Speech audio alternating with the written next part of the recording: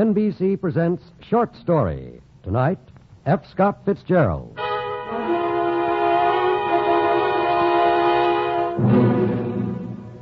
He gave a label to an age, the Jazz Age, he called it. He wrote of cocktail parties and shattered nerves and the very rich. New York was his lost city, and Hollywood the last home he found. F. Scott Fitzgerald. Tonight, one of his best short stories, Crazy Sunday, which will begin immediately following this brief announcement from the United States Marine Corps. Men of the United States Marine Corps are often asked the question, what is it that makes Marines different? The answer is, invariably, it's the Marine training. Down through the years, the men responsible for training Marines have followed the simple philosophy that in order for a man to perform his duties well, he must understand the other man's job. Out of this understanding, smoothness and efficiency of operation result. When the new Marine enters the Corps, he is given intensive basic training.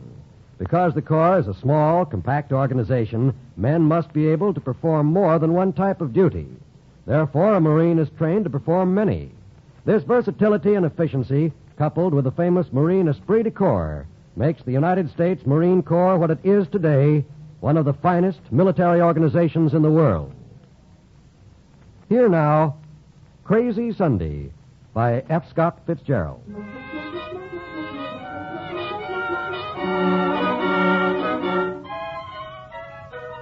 Sunday in Hollywood. Not a day, rather a gap between two other days. Behind lay sets and sequences, long waits under the crane that swung the microphone. The struggle of rival ingenuities in the conference room, the ceaseless compromise, the strain of many personalities fighting for their lives. And now, Sunday, with individual life starting up again, with a feeling of hurry, it's not too late, but for Pete's sake, hurry, before the blessed 40 hours of leisure are over. Hello. My car's broken. What are you doing? Oh, hi, Nat. Probably sounds a little fancy, but I've been invited out to the Miles Kalmans. Yeah? Yeah, right out of the top drawer, kid. Yeah. Only 2 writers have been invited. You and me. That's where I wanted you to drive me. Oh, well, sure, Nat, you bet. Pick you up about 2:30.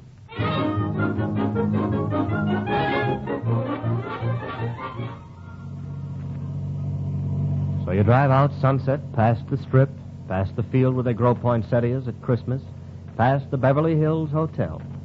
You turn right up Benedict Canyon and farther up Holly Hill Road, and the fresh wind that blows in your face is made of cool green leaves and cool green cash. You're on your way to a party at Miles Kalman's, and if you're Joel Coles, a young writer with your way to make in this town, you step on the gas. What's your in with the Kalmans, Joel boy? I'm working with Miles. Like Daddy says it. Well, sure, they put me on the O'Neill thing. Son, when you grow up a little around this town, you'll learn that one says, I'm working for Miles or under Miles, not with Miles. Miles works with nobody and for nobody. He's the only man in Hollywood can make that statement. He's the only man in Hollywood can make those pictures. You know the lovely Stella, I take it? Knew her in New York before she married Miles. And you know the lovely Eva Goebel? I know of her. Why? Oh, nothing. All right, what do you mean, do I know Eva Goebel? You'll find out before the afternoon's gone, kid. At least I think you will.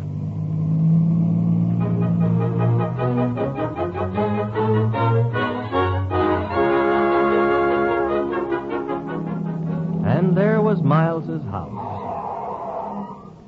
Nothing but vistas, as somebody once said. A house built for great emotional moments, as somebody else once said. Soon in a far corner of a garden, I came face to face with Stella Kalman. Strands of red gold hair and strands of pale gold that couldn't be dyed. And no makeup. She was that good looking. I saw you come in, Joel. I didn't see you. I was in an upstairs window. Ah. Nice to be asked here. Miles told me he was bringing you out from the east. He almost didn't when I said I knew you. Oh? A cocktail, sir? What do you want, Joel? Nothing, thank you. You're not drinking? Mm-mm. Miles is always looking for the one writer who doesn't drink. Oh, I know. You'll go far out here, Joel. Oh, Stella, you look about 16. Where's your kitty car? You'll go very far, Joel. Come on inside. Do have a drink. Miles is in another wing.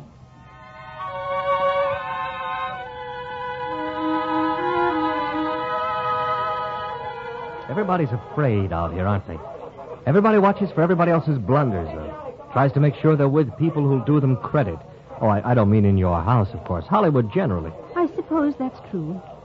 How's your little boy? Wonderful. 3 months old today. Well, you have to watch your step now. I do. After a pretty woman has her first child, she's very vulnerable. Wants to be reassured about her own charm. She's got to have some new man's unqualified devotion so that she knows she hasn't lost anything. You read that someplace. Ah. Anyway, I never have anybody's unqualified devotion. They're afraid of Miles. You think so? Sure. They don't understand him. I work with him every day, and sometimes I don't. A director who stands on his own feet, takes nothing from anybody, who's never made a cheap picture. But some pretty expensive failures. He's the greatest man in this town, Stella. There's nobody like him. I know there's nobody like him.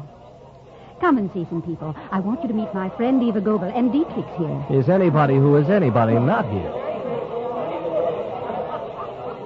I met the famous and I lost Stella and wandered around talking to people, drinking some more, looking at the party.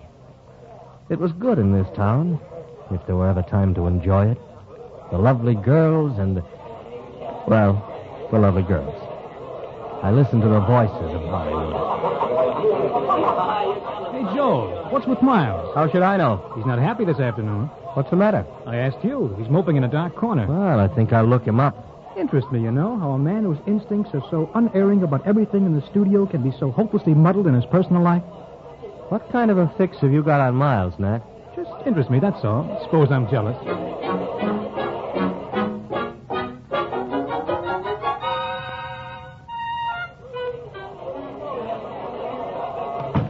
Miles? Oh, come in, Joe. Haven't had a chance to thank you for the invitation. Nice to see you. Sorry I missed you at the office yesterday. I spent the afternoon at the analyst. You're being analyzed? For months. First I went for claustrophobia. Now I'm trying to get my whole life cleared up. Says it will take a year. There's nothing the matter with your life. No? Stella seems to think so. Ask anybody. They can tell you all about it. Oh, I don't go in for it, Miles. Good. Enjoying the party? Meeting the people you want to meet? Mm-hmm. Stella's been very helpful. She likes you. Have you met Eva Goebel? Not today. Oh. Guess she didn't come. Her name was mentioned, though. Yeah? Do something for me, Joel. Don't bring her name up to Stella. Oh, I wouldn't. There's been a bad time about that. Well, I suppose I should talk to some people. Hate them all today. Wish it were Monday.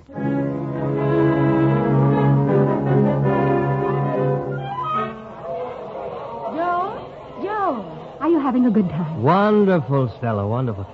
Let's go somewhere and be serious, huh? I see you forgot your resolution about cocktails.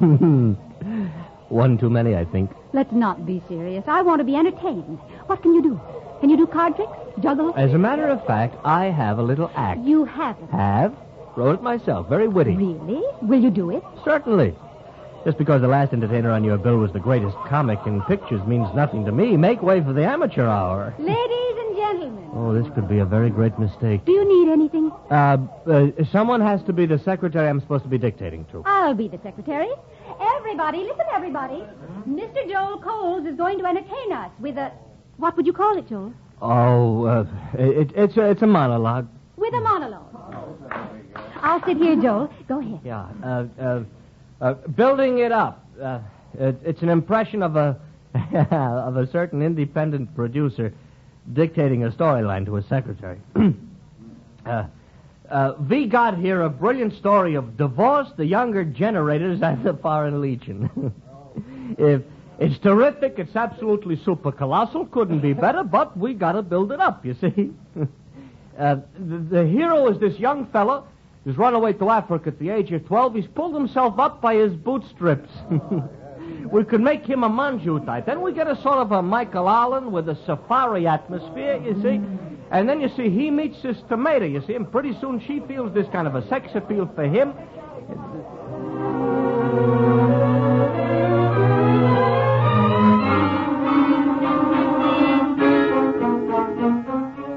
I got through it. And Stella never faltered. There were 2 snickers. And all those faces looking at me.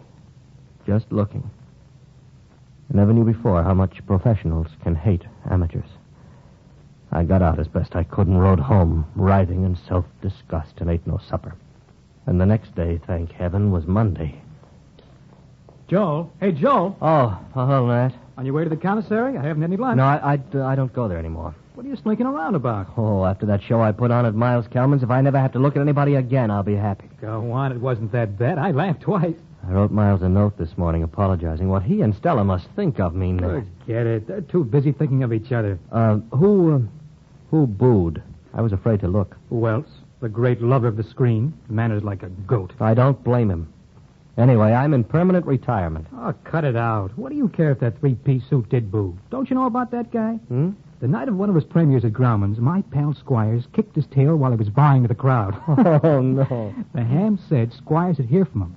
Next morning, 8 o'clock, Squires called him up and said, I thought I was going to hear from you. Huh? The great lover hung up. Thanks for the cheer, but I've still made my last social appearance in Hollywood.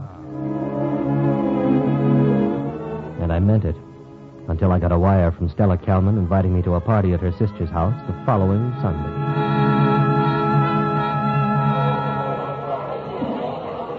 Miles was there, tall, nervous, with the unhappiest eyes I had ever seen, talking desperately by the fireplace with a fading actress. Stella found me at the doorway. Joel. Oh, dear girl, thank you. Oh, Joel, sit over here and talk to me. I want to thank you for that lovely telegram of forgiveness. It was darn sweet. I never thought anyone as beautiful as you could be good-humored. Good-humored? Oh, Joel, I'm so miserable. Everything's fallen to pieces, everything. What are you talking about, Stella? 2 years. Miles has been carrying on this thing for 2 years. I never knew. Why, Eva Goebel was one of my best friends, always in the house. Oh. Finally, people began to come to me. Miles had to admit it. You know, Joel, like in the bee pictures. Wife is the last to know, huh? Well, what do you want me to say, Stella? Why did he do it? Why? That old cow. Better lower it, baby. Look at him. Look at him over there. He's got another girl hanging over him this minute. I can't watch him. I won't. Come on, Joel, please. Let's find a quiet room where we can talk.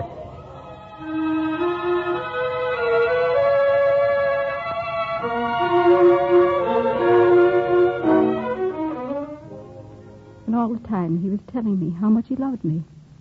He's a fraud, Joel. He's nothing but a fraud. I don't know how I can go on with it. Oh, here you are. Miles, I'm talking to Joel if you don't mind. Hold it, Stella. Stella, there's no use trying to explain something to Joel in half an hour that I don't understand myself, and the analyst says will take a year to understand. Listen, Joel, I love Miles. I've been faithful to him always, but he... Stella, the analyst says... The analyst says that Miles had a mother complex. When we got married, he transferred his mother complex to me. Now he's in love with this other woman. And yet, if I were even to look at anybody else, when I was in New York the last time, I wrote him I'd been to the theater with a man I used to know. Miles was so jealous, he phoned me 10 times in one day. I was wild. The analyst couldn't get any results for a week. Well, did you expect me to sit in the hotel for 3 weeks? I don't expect anything. I admit I'm jealous. I try not to be. A while ago, you sat on the arm of Joel's chair, and I was jealous. Pretend I'm not here. Jealous? You were? You were? Well, wasn't there someone on the arm of your chair? And when I think that woman used to come into my house... All right. I've admitted everything, and I feel as bad about it as you do. Joel, I wish you'd look at some tests with me tomorrow. They've got some girl I've told them is wrong for the part, and they're trying to shove her down my throat. They treat Miles terribly, Joel, just terribly. Darling, tell him about old Belzer, trying to switch pictures on you. Now she was hovering protectively over Miles, those wonderful eyes of hers flashing indignation on his behalf. And right there I realized I was in love with her. I got up and said goodnight.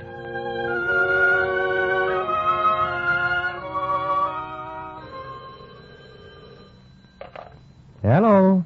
Joel, this is Stella. Hello, Stella. Things any better? Not particularly. What are you doing next Saturday night? Nothing. The Perrys are giving a theater party. Miles won't be here. He's flying to South Bend for the football game, and I thought you might go with me in his place. Well, surely I'd like to go, Stella. Good. Then I'll say we can come. Now what?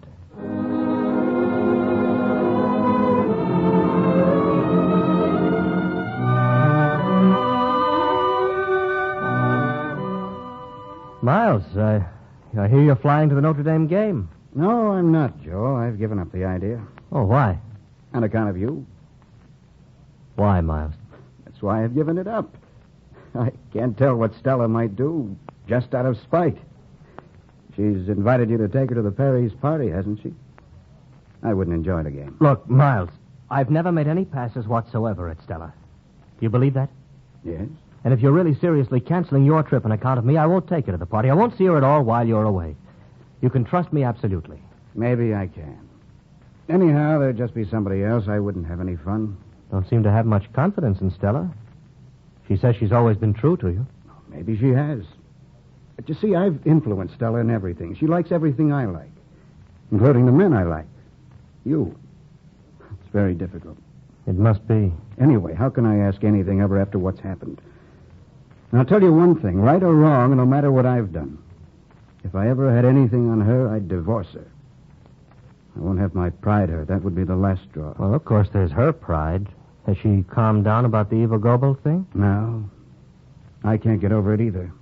I thought it was finished. Well, I'm trying not to see Eva again, but, it isn't easy just to drop something like that. This isn't some girl I kissed last night in a taxi. The psychoanalyst... Yeah, says... I've heard what the psychoanalyst says. Look, Miles, as far as I'm concerned, if you go to the game, I won't see Stella. And I'm sure Stella has nothing on her conscience about anybody. Maybe you're right. Anyhow, I'll stay and take her to the party. And listen, Joe, I want you to come, too. Sometimes I have to have somebody sympathetic to talk to.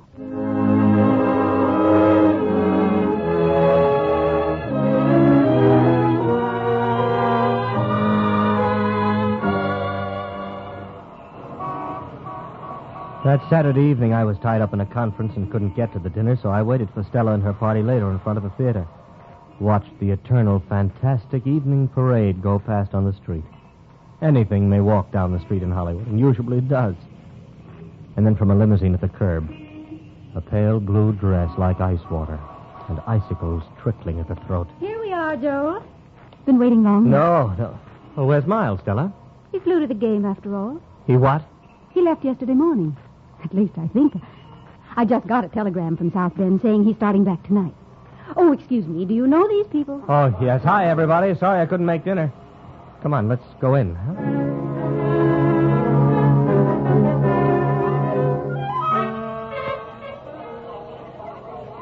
I didn't get a light, Joel. Oh, sorry.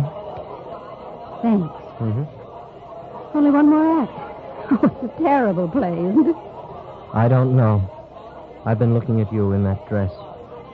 Perry's and the Everybodies are going to the opening of that new nightclub. I don't want to go, do you? We don't have to. I suppose not. I'd like to talk to you. We could go to my house.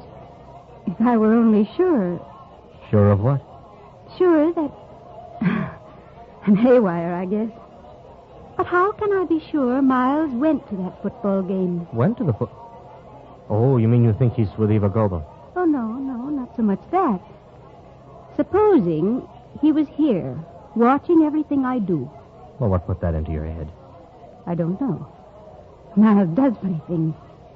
Once he wanted a man with a long beard to drink tea with him, and he sent down to Central Casting for one and drank tea with him all afternoon.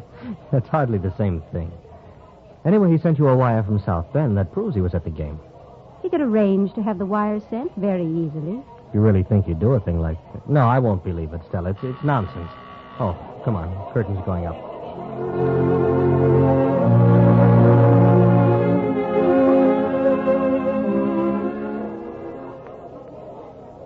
Joel and I are going to say goodnight now. Oh, aren't you coming with us? No, taking the lady off for a tete-a-tete. Tough luck, boys. Watch that colt. He's a sly one. Have fun, you two.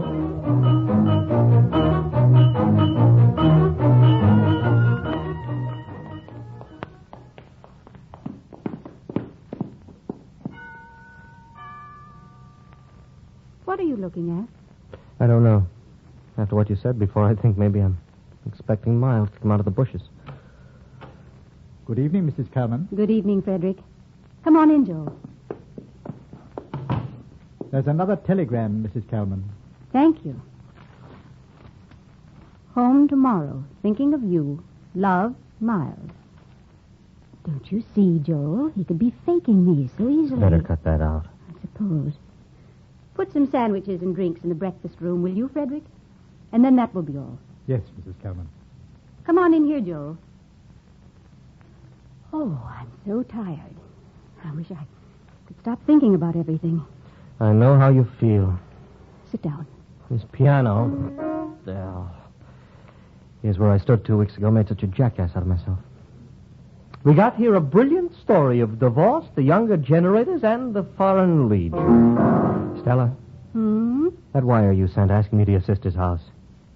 Did Miles tell you to send it? I mean, just to cheer me up? What are you talking about? I have a strange feeling that I'm sort of a pawn in a spite game you're playing with Miles. We'd better go into the kitchen and get that drink. Odd part of it is that I'm in love with you anyhow. Excuse me. Did you hear what I said?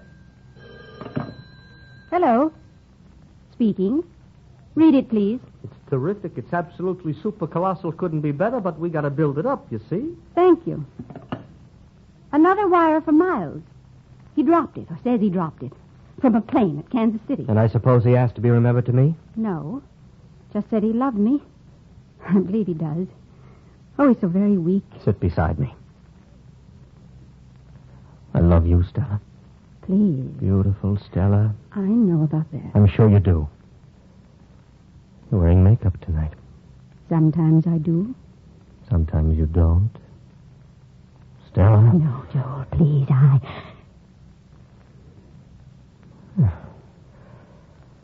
You didn't mind that? I didn't want that. Why'd you ask me out here? I'm sorry. Meaning you're not even curious about me? You attract me a lot, you know it. Point is, I suppose I really do love Miles. Obviously. Anyway, tonight I feel uneasy about everything. Well, it's midnight. I've got to go off. I'll phone a taxi. Oh, nonsense. There's a chauffeur on duty. It's Sunday again, Stella. Yes. Excuse me. I guess that's another wire from Miles. Hello? Speaking. The hero is this young fella's runaway to Africa at the age of 12. He's pulled himself up by his... No! Stella! Stella! The plane fell just this side of Kansas City. The body of Miles Calvin has been identified, and the authorities request that. Lie still, Stella. What's happened? Call him back. What's happened? What's your doctor's name, Stella? Miles. No, now lie quiet. Any of the servants there? Hold me, I'm frightened. I want the name of your doctor, It's Stella. doctor. Is Miles dead? He isn't. He isn't. I know he isn't. Stella. This is part of his scheme. He's torturing me. I know he's alive. I can feel he's Look, alive. I want to get hold of some close friend of yours, Stella. You can't stay here alone tonight. No, I can't see anybody. You stay. What? I haven't got any friend. Miles is my only friend. He's not dead. He can't be dead. I'm going there right away and see. Get a train. You come with Look, me. there's nothing to do tonight. I want you to tell me the name of some woman I can call Lois, Joan... Viva was my best friend. Well, tell me somebody. I hear somebody. Miles? Is that you, Miles? It's Miles! I heard you cry out, Mrs. Calvin. Is there anything I can do? Oh, yes. Look, has Mrs. Calvin got an address book with her friends' phone numbers? I believe so, sir. Go and find it, will you, fast? Very good, sir. Joel, you stay here, Joel. You won't go away. Miles, he liked you. He said... Joel, you don't know how alone I feel. Put your arms around me. Stella. Miles has a suit like you're wearing. Oh, Joel, think of what he must have felt. He was afraid of everything. Joel, you won't go. No, you like me. You love me, don't you, Joel? Don't phone anybody. Tomorrow's time enough, Joel. You stay with me tonight, Joel, please. He would still be dead, Stella. Where's that butler with those phone numbers? Don't call anybody. Keep your arms around me, Joel. I can count on you, can't I? Miles liked you. He was jealous of you. He was jealous of you. If I were to betray Miles, you'd be keeping him alive, huh? Man can't be betrayed if he's dead. You stay. We'll get someone to stay with you, Stella. I'll be back later if you need me. I got hold of a doctor and some other people, and when they started arriving, I left. It was Sunday. 2,000 miles away, it was also a Sunday. And Miles Calvin was dead in it. You could feel the hole in this wilderness already.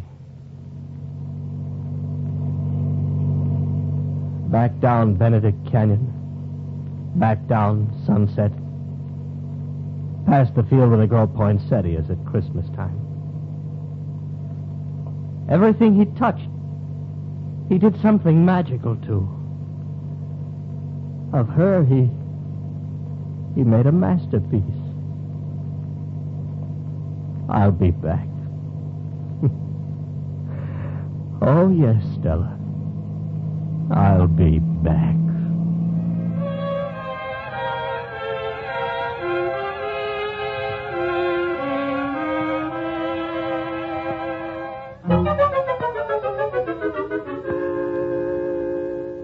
You have heard Crazy Sunday by F. Scott Fitzgerald, the third broadcast in a new dramatic series, NBC Presents Short Story. The adaptation was by Clarence A. Ross. In tonight's cast, Joel was played by Larry Dobkin, Nat by Gilbert Fry, Stella by Lynn Whitney, Miles, John Stevenson, the butler, Raymond Lawrence, your announcer, John Wald. The director of NBC Presents Short Story is Andrew C. Love.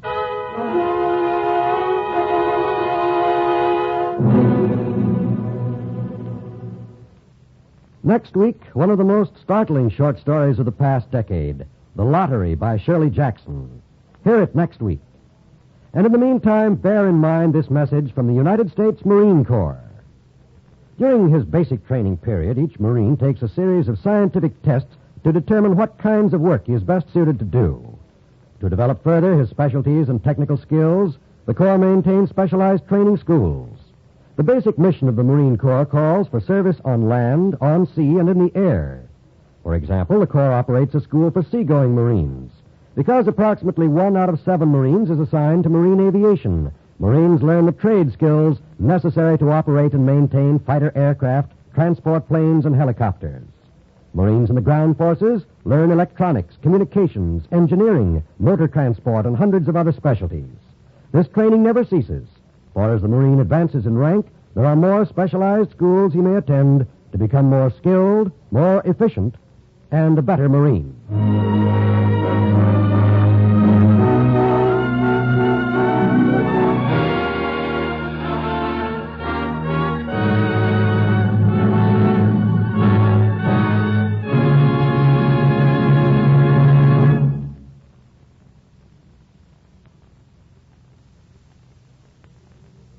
This program came to you from Hollywood. This is NBC, the national broadcasting company.